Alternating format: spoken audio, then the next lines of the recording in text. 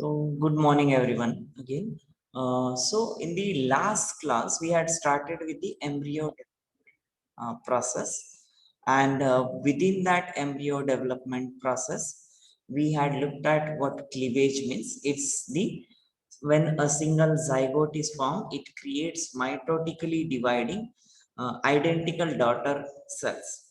It goes on up to 4 or 5 stages of the divisions. That means it forms somewhere around 16 to 32 cells.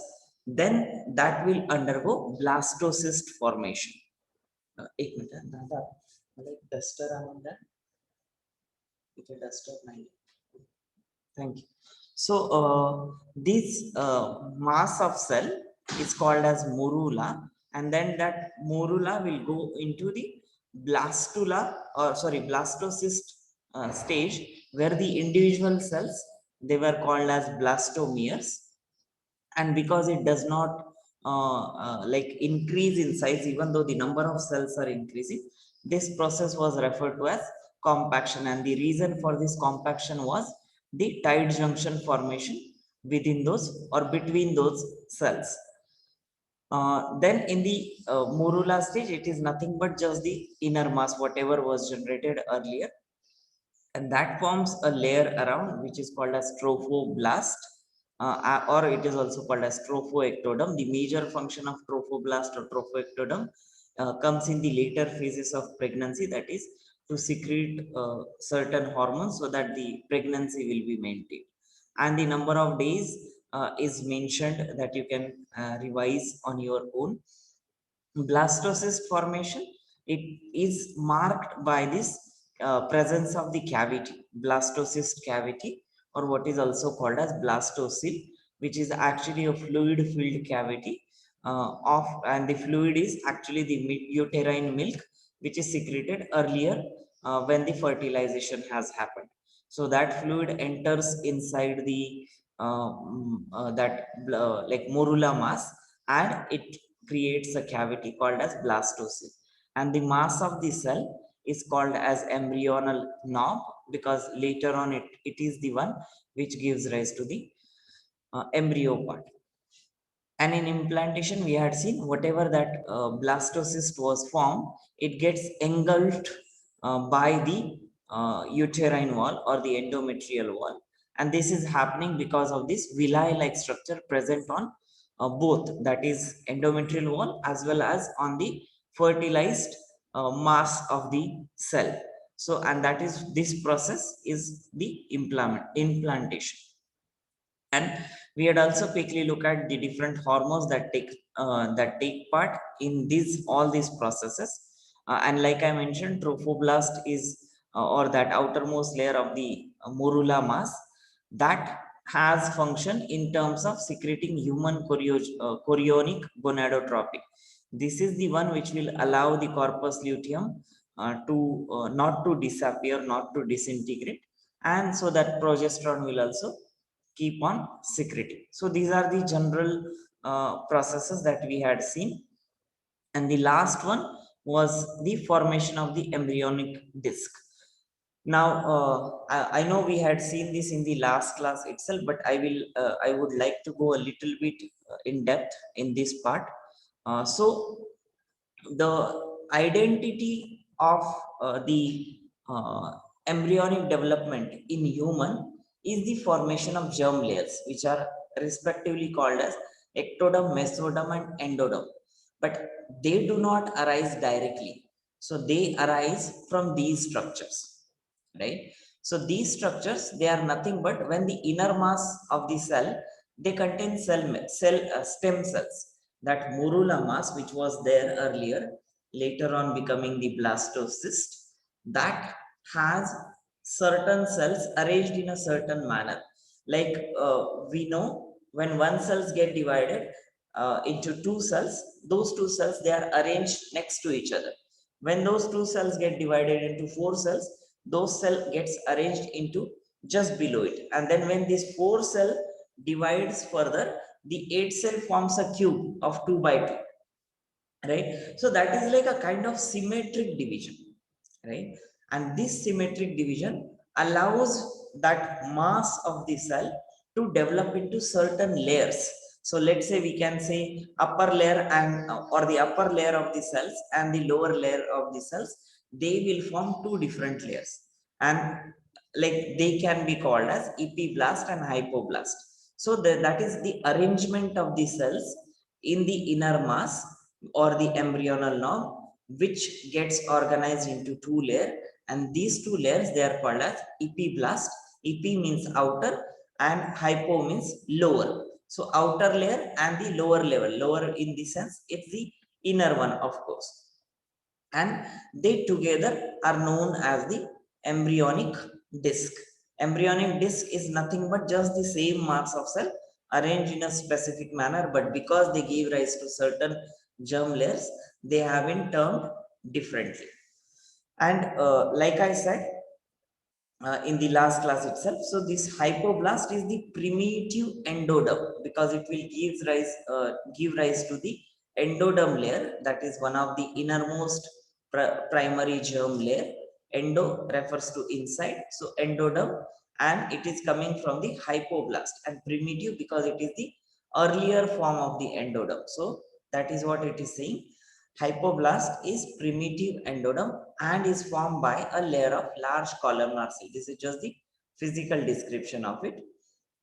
While epiblast, which is the outer layer out of this embryonic disc, is the presumptive. Presumptive means it is assumed that it will form ectoderm, as well as the mesoderm will come later, but the ectoderm is formed from the epiblast.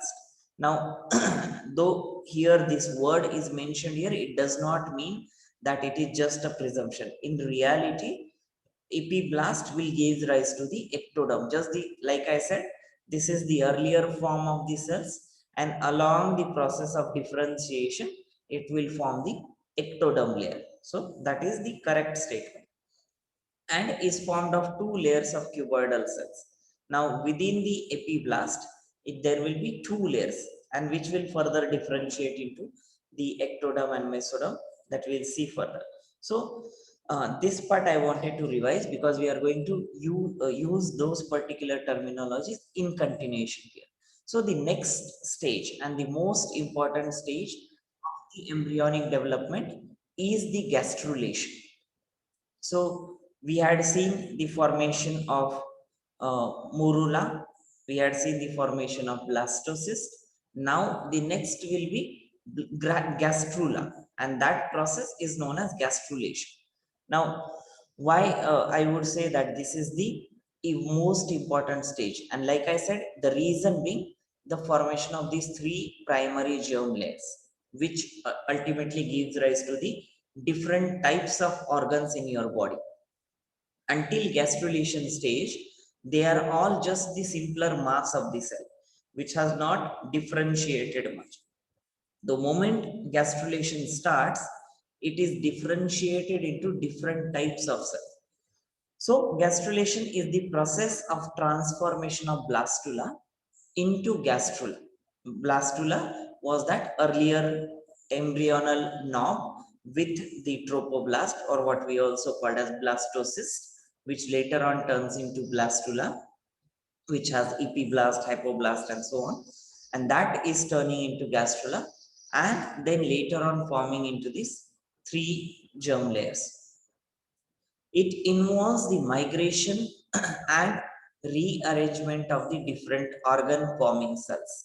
Now, most important characteristic again here is the migration and rearrangement of the cells. Now, when we were looking at morula or blastula stages, this was just mitotically dividing cells, and they were identical to each other, except some of the cells they were getting converted into either a trophoblast or the embryonal knob and so on.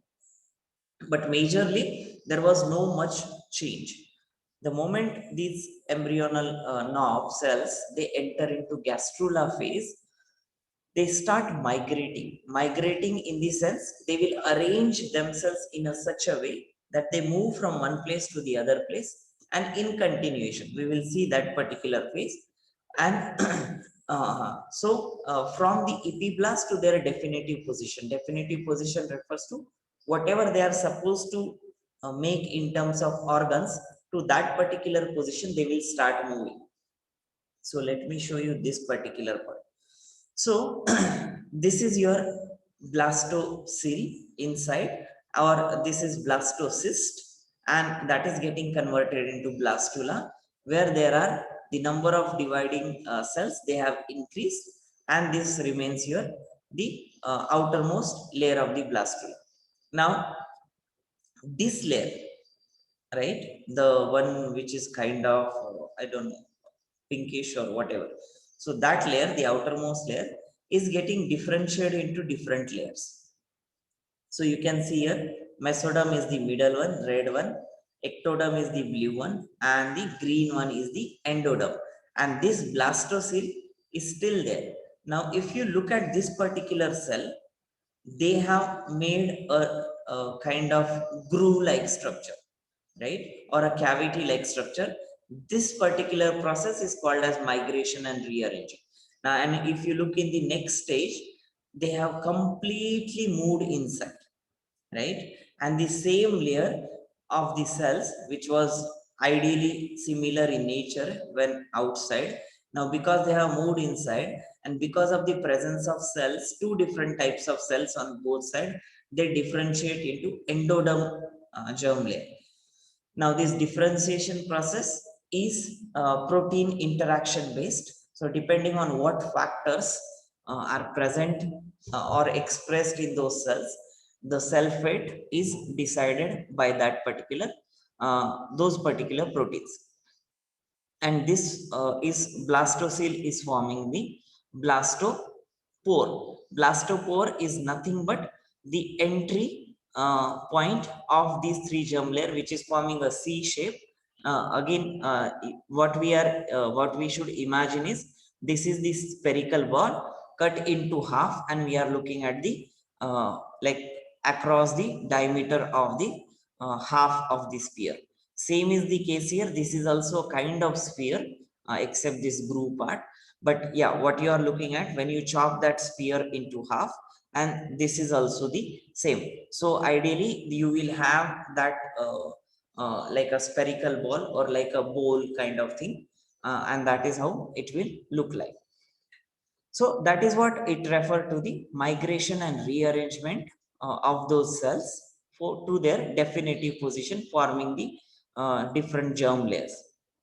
Now, the cell movement that occurs during gastrulation is called as morphogenetic movement. Morphogenetic because it is going to give rise to the morphogenesis, that is, particular structure or particular organ formation, right? And that is why they are called as morphogenetic movements, or you can simply call it as a migration and rearrangement. So that is the movement of those cells. Gastrulation occurs about 15 days after the fertilization. So this gastrulation starts somewhere when the 14th day is ended. On 15th day or later after the 15th day, this gastrulation starts. Again, it more or less, this is fixed process. Like when we say it starts after 15 days, it will either start maybe 1 hour after 15 day or 1 hour before 15 day, like on the 15th day. So it does not differ so much in individuals until and unless there are genetic like default or malfunctions in the body of the mother. Otherwise, these processes, they happen more or less on the same time. Imagine, otherwise the 9-month pregnancy would have been drastically different in different individuals. That doesn't happen. It remains more or less same, except the again the case of premature babies, which we will not consider. That is because of certain other effects. But if you look at the whole process in a normal healthy individual, it remains of 9 months. So the gastrulation occurs about 15 days after fertilization, and during this gastrulation, the bilaminar embryonic disc, bilaminar is the epiblast and hypoblast, that is arranged in two layers, that is bilaminar embryonic disc consisting of epiblast and hypoblast is transformed into trilaminar embryonic disc. That is this from bilaminar, from 2 layers, it goes into 3 layers, the same epiblast and hypoblast of the embryonic disc. And they form these 3 germ layers. Now, all the organ systems of the body develop from these 3 germ layers. Hypoblast give rise to the endoderm, while epiblast differentiates into ectoderm and mesoderm. And this we had seen earlier itself. So in this diagram, so this was the outermost layer, and this becomes the inner layer, that is endoderm, and this layer will differentiate into the blue one, that is ectoderm, and the red one, that is mesoderm. Yeah, that way this outermost layer will differentiate, this middle layer just will rearrange itself to the inner side of this gastrula. Okay, I'll just go over the significance and then I'll ask if you have any question. So the significance of gastrulation means why it is important. Of course, because of the formation of the 3 germ layers, and also what is called as archenteron. Arc is nothing but a kind of C shape, or arc you know already. Enteron refers to the gut or intestine, right? So this arc enteron is actually forming the future gut cavity, that is the intestinal cavity, that is the opening which is present in throughout the body or throughout the digestive system, that is formed from this arc enteron, which is this opening. So these 3 layers, let's assume this tube like structure which is now closed here, but it will of course differentiate, it will rearrange itself and then develop into a complete tube like structure. But actually I guess I have that also somewhere. uh, okay, it's not there, but this particular part, when it will grow until the later stages of the fetal development, this particular part will develop into the anus, right? The last part of the digestive system. This is where it will be formed earlier, and all these cells, they will form the all of the digestive tract and so on. And this cavity, now because it is showing here these different cells, but like I said, imagine in 3 dimension, there will be a little hollow cavity inside, and that particular cavity will form the digestive tract, and even the like upon differentiation of course, and the certain other organs as well. But this part will form the last part of the digestive tract, that is anus, and that is why it is called as arc enteron. So these are the 2 important things that happens in the gastrulation. Now, this also marks the beginning of the morphogenesis and differentiation. Like I said, until the gastrula phase, all the cells, they are of similar nature. That is, they are mostly identical to each other, and they just like rearrange themselves into that embryonal mass and so on. But major part of the differentiation starts from gastrula phase, and also the morphogenesis starts in the gastrula phase. So morphogenetic activities greatly increases the metabolic activities of the cell. That is quite obvious. When the cells are highly active, when they have to migrate or when they have to do differentiation process, they will need a lot of energy. So that's why the cell has to be more metabolically active. Cell division may not take that much of energy compared to the cell migration or cell differentiation process, and that is what this last point is talking about. Okay, does anyone have any question until here in the gastrula phase? I will come back to this diagram in the after this.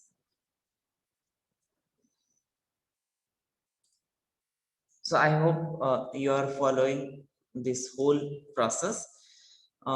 If there are no questions, then I will move forward. So this is how again, this is an animated thing, or kind of made look like how the gastrulation happens inside. So we know the ovula earlier, or the ovule had the animal pole and the vegetal pole. That's what is being shown here as animal hemisphere and vegetal hemisphere.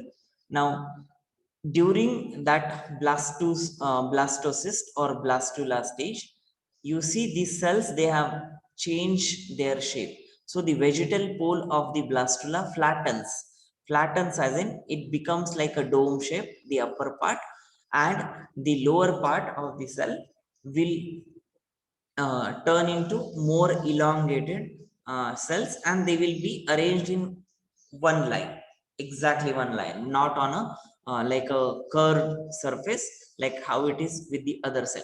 Now you might wonder, how does the cell know, or which cells would undergo this flattening of the surface? So that is again a cell cell contact communication.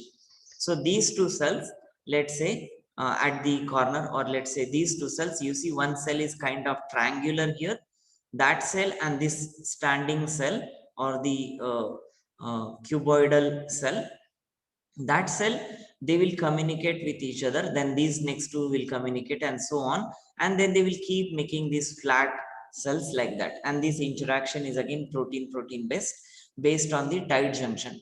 So the cell, this triangular cell that you see here, it will squeeze in the cytoplasm and the membrane, and so it will elongate the other side. So ultimately it has created space, and because they have tight junctions with each other, this cell will ultimately get arranged in this manner, and the same way communication goes to all the other cells, and they arrange in a flat surface. Now this flat surface, again what happens is, now again you see this has become a curved, this flat cell layer has become curved, and what happens there is, again the same process happens.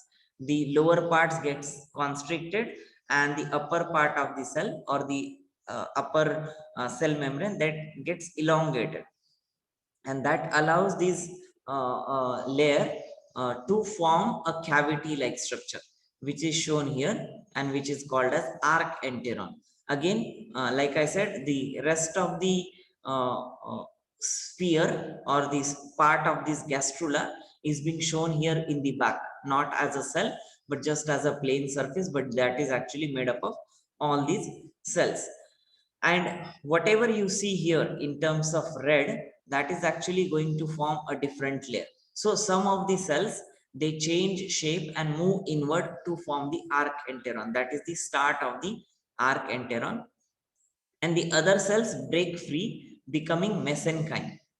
These cells, they are breaking free, so there will be obviously certain cells in this layer, if there is so they will just like loosen themselves from these different layers, and they will arrange themselves in a certain manner, which is called as mesenchyme. Mesen refers to middle, chyme as such, I don't know the meaning of that particular word, but this is the one which is later on going to give rise to certain structure. So this again elongates further. These will form certain connections. So thin extensions of the mesenchyme cells attached to the overlying ectoderm. So they will connect with the ectoderm, and then it will get pulled off kind of. So the arc enteron elongates, assisted by the contraction of these mesenchyme cells. So these will get contracted. Otherwise they are spread out. They slowly contract. So these walls, they get pushed towards the inner side of the ectoderm, and this layer will differentiate like it is shown here in yellow. So that will differentiate into your endoderm. Finally, mesenchyme cells will rearrange themselves into these two different layers, which is going to give rise to your mesoderm. uh, uh, and again, like I if you remember here, I had mentioned epiblast will differentiate into ectoderm and mesoderm. So here, this ectoderm or the epiblast itself is going to give rise to the mesenchyme cell, which later on turns into the mesoderm layer. So that is what is the mesenchyme or mesoderm. Again, mesenchyme doesn't like, we cannot call mesenchyme as mesoderm, but after differentiation of mesenchyme, we can call it mesoderm.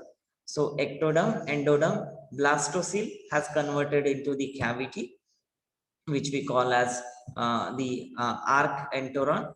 Blastocyst is the inner cavity, and the arc enteron is the innermost cavity. Actually, this arc enteron is formed because of the ectoderm, while blastocele was only form of the ectoderm, but at the earlier stages. This diagram does not necessarily represent, right? So blastocele is correct, but in the later stages, because the mesoderm is there, it may not have any blastocele anymore. I hope you are getting. So this endoderm has been differentiated. This whole layer is covered by your mesoderm. So the blastocele cavity is not there anymore, and the ectoderm is the outside one. And like I said, this part is the one which will form, yeah, it is written here, the blastophore will form the anus of the mature animal. So that is the opening of this arc enteron cavity. So that is how the gastrulation works. Okay, so in the next stage after gastrulation, that is your organogenesis. Now the name itself says it is the differentiation of different cells. They specialize into certain type of cells, and then they develop into the particular organ. So here is the diagram which shows which layer goes into what organ. So endoderm is actually forming your endo is innermost, so that will form the sum of the inner parts of the cells, that is lung cell, thyroid cell, thank you, and digestive cells. The mesoderm will form the cardiac muscle, skeletal muscle, tubule. And now again, even if I just read it out, it would not make any sense. What we have to remember is the innermost will be mostly the inner cavities of the, so endoderm usually give rise to the innermost, or what we call internal organ. Mesoderm will give rise to the not like uh, what we call between internal and external, but this will give rise to the certain structure. For example, these tubules of the kidney, or RBCs, or smooth muscles in the gut, that is what will be formed by the mesoderm. And there are so many other organs which are getting formed. And ectoderm, specifically the skin cells, neurons, and the pigment cells, and so on, these will be formed by the ectoderm. Now this is kind of not completely exhaustive list, but more than what we have seen. So these are the different structures which are being formed by different layers. You can go over them. It's not like difficult, just to remember few of them, if not all, and then you will get the idea which layer develops into what kind of structures in the body. So I'm kind of going to skip this particular part, because there is nothing to explain here as such. Okay. Now again, do you have any question in this up till here?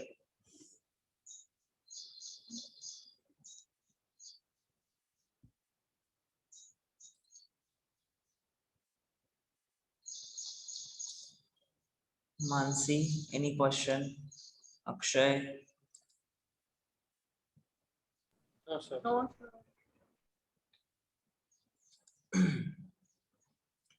Okay, so that is the whole of the process up to organogenesis.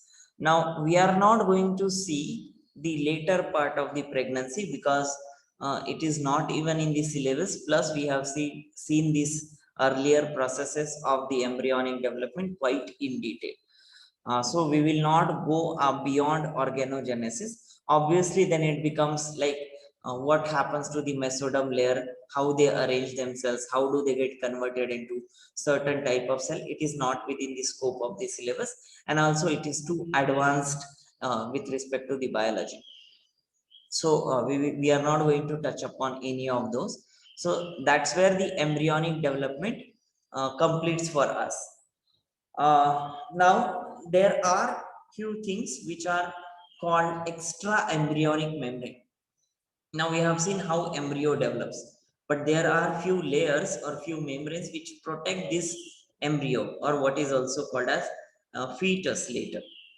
So fetal membranes, or these are the extra embryonic membrane. They are called extra embryonic because they are present around the embryo, and that's why extra embryonic. They provide protection and nourishment to the developing fetus. Now if you remember that unequal division of the ova in the meiosis processes, that has taken some nourishment with it, then those zona pellucida layer, that will give certain nourishment later. Then the uterine milk will give nourishment to the growing zygote or the blastula and gastrula stages. And then later on, these different layers, they change into certain membranes, and they will form this nourishment and protective membranes.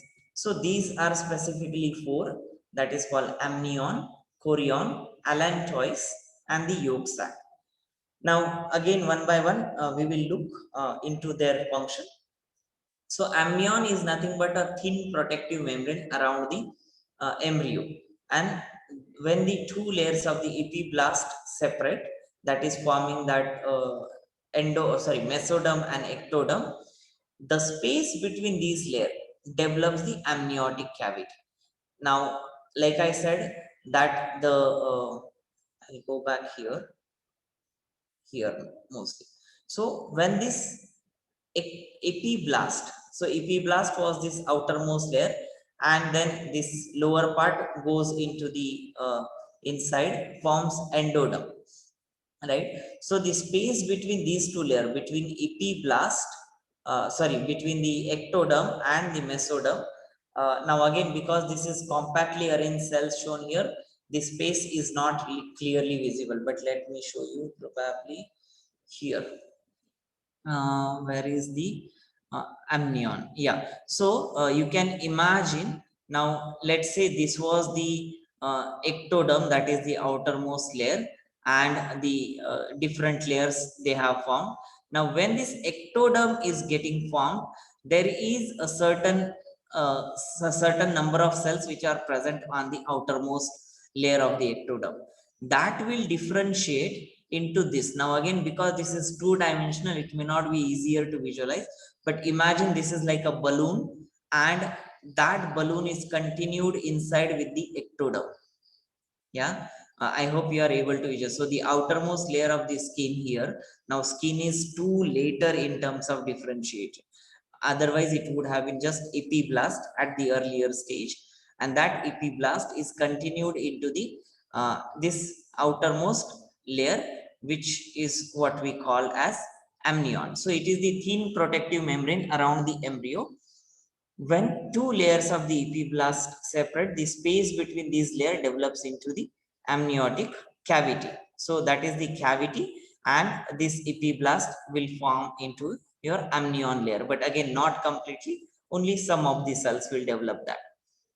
Again, the mitotic division keeps on happening, so the number of cells keeps on increasing from each of the layer, and that is how a certain number of cells from the same epiblast will give rise to amnion, certain number of epiblast from the same layer will make ectoderm, and so on. So that way it happens.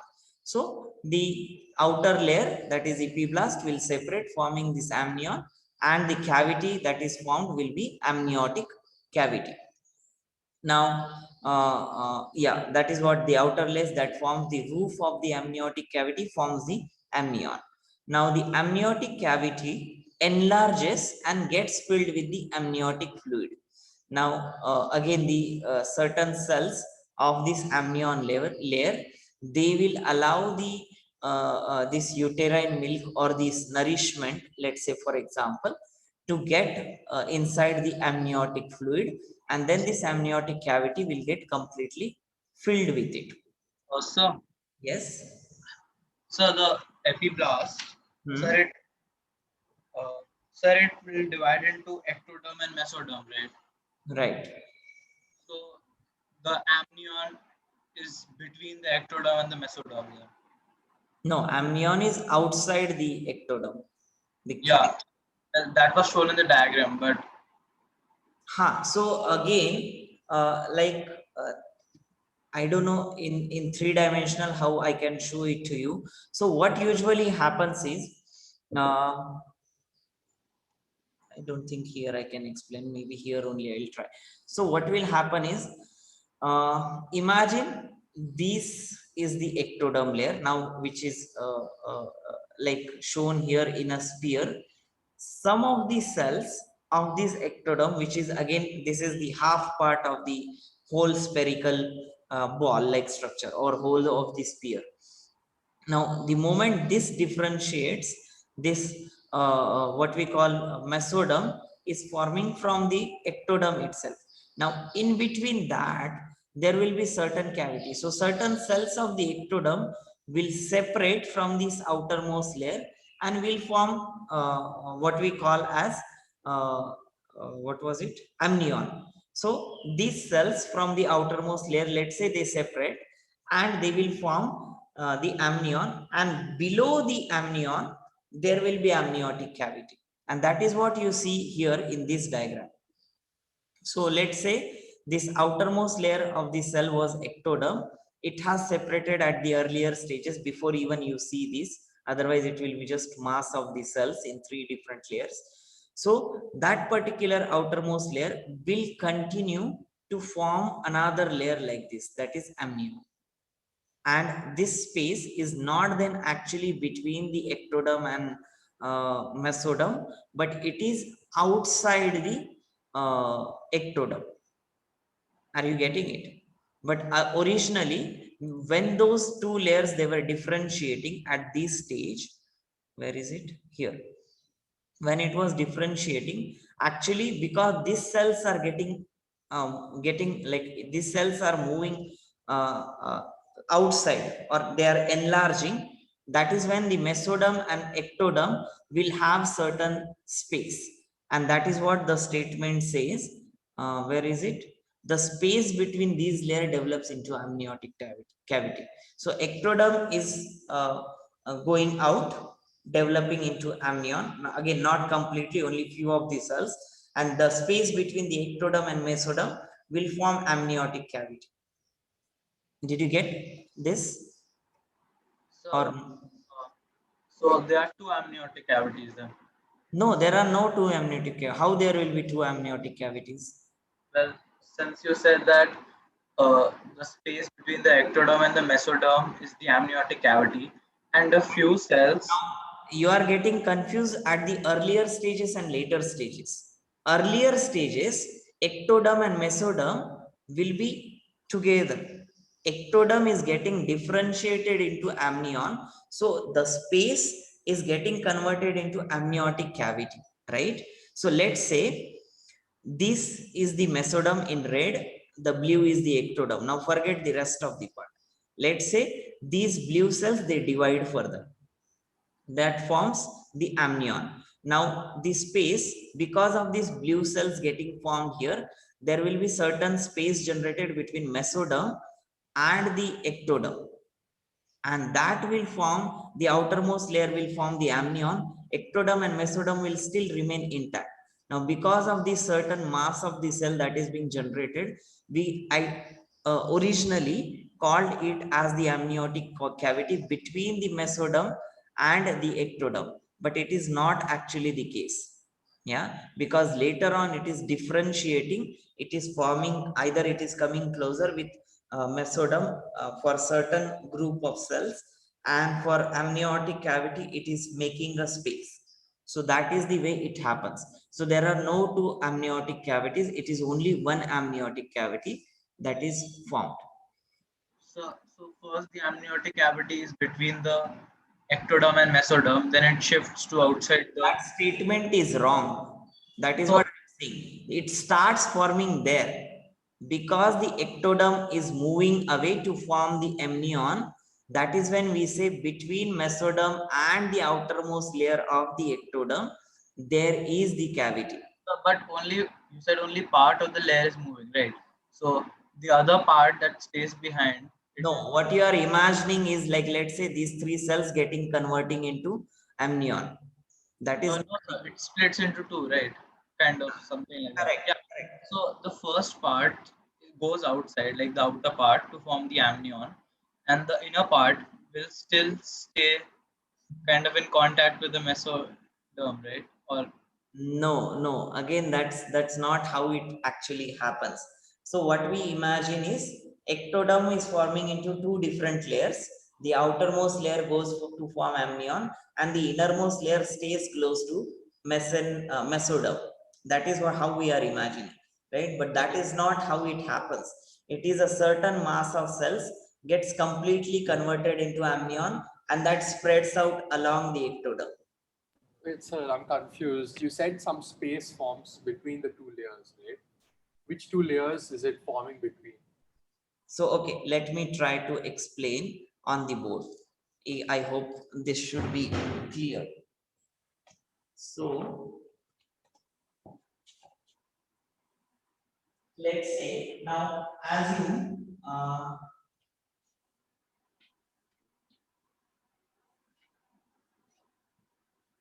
this is your ectoderm. Yeah, below this. Now, I don't know how the shape looks like. This is your mesoderm. Yeah. What will happen is, let's say, certain number of cells. Now, here we can only take limited cells. So, this particular group of cells will divide. Yeah. And it will form this layer. Okay. This is part of ectoderm. This is again these newly formed cells. They are also part of ectoderm. These cells are also dividing. Remember that. Not only this is dividing at a time. Everything is dividing. But this particular cell, because they are of our interest, we are drawing only them.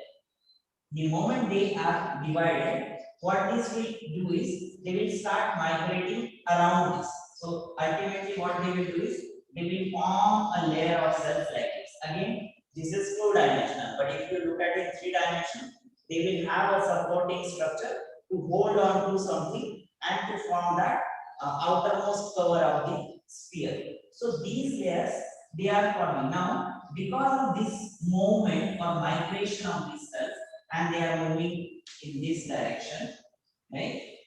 There is certain cavity which is generated or space which is generated because they are also differentiated, right? So they are kind of moving away, and this space that is generated, which is going to get along all the amnion later, because this is going to form a mass of embryo like this. I don't know how to draw this, but let's say this is the embryo, leg, hands, and whatever this is head. So this will form around it, and this the outermost layer, which was originally ectoderm, will form the different organs. Mesoderm will form different organ, and below this will be the endoderm, which will form different organ. So this embryo is formed from this part. Now, because of this space, like this is how the embryo will look like. Are you getting it? And this space is forming your amniotic cavity, and this layer forms the amnion. Does it make it even worse or clear or okay? Yeah, I think this clears it little. yes, got it. So that is when, like, to understand this cell migration process, no, it's a little tedious thing. Because it's not so simple. Like how we usually imagine is like just certain layer getting converted into other layer, but that is not how it actually happens in biology. There is quite a lot of complicated process. The cell squeezes so that the outer layer goes out, and then it goes dividing, and then it forms layers around it. So that is how it happens. So at a point, there is a like point of time in which the mesoderm and the amnion they are kind of separated by a cavity, and there's no ectoderm in between. Sorry, come again. Mesoderm and Amnion, they are like they are not in contact. They are just separated by a cavity, and there is no ectoderm in between for a point of time. no. Ectoderm will always be there, no? So, but you said that part of ectoderm goes outside to form the amnion, right? Now again, imagine that, for example, you have a spherical ball and you have 3 coverings around that spherical ball. The outermost you lift it up with a forceps, and that you extend with another layer, right? And where you had lifted it up, it joins back again, right? So it actually formed 4 layers, correct? So there are like the ectoderm is always intact. Yes. Break at any There will be gaps whenever required, whatever structure it is forming. But for the simplest assumption, we can say it is always intact. So, but if it's always intact, then the amniotic, the cavity, it can't be between mesoderm and ectoderm and the outermost layer, right? No, I don't know how to explain this now. So, like, what I don't have anything to explain it here as such. So, like I said, we have a sphere, and forget about now ectoderm, endoderm, mesoderm. Like Okay. just a sphere, and I am like around the sphere, I have tied certain cloth or rubber or whatever plastic, which is covering itself completely. Here, I lift it up a bit and I fold it, and then I put, because it is possible to elongate that outermost layer. I can flip it over all over the sphere again once more. So in a way, ectoderm or the outermost layer or this whatever cover I had put on the sphere has formed into 2 different layers. Ectoderm is as it is inside. Outside the ectoderm, it has formed the amnion, and because I had lifted this layer at certain point to move it all around again, there was certain cavity formed. Now because of that lifting, there was certain gap which was generated between the mesoderm that was present on below the outermost layer, middle layer, and the outermost layer, that is mesoderm and ectoderm, and that will spread along this extra additional layer. So that way it happens. I don't know if it is clear or not. Is it? well, sir, I got like how you spread it. So maybe I will check if there are any videos of 3-dimensional animation of this gastrulation thing. Yeah, Then I will try to share them. Yeah, but yeah. otherwise it is in 2 dimension, it is too complicated to explain these processes. Okay, so 9:55, what we have finished. Okay, I guess we can stop here, and in the next class we will go over this rest of the extra embryonic membranes. So yeah, I guess let's stop here. Yeah.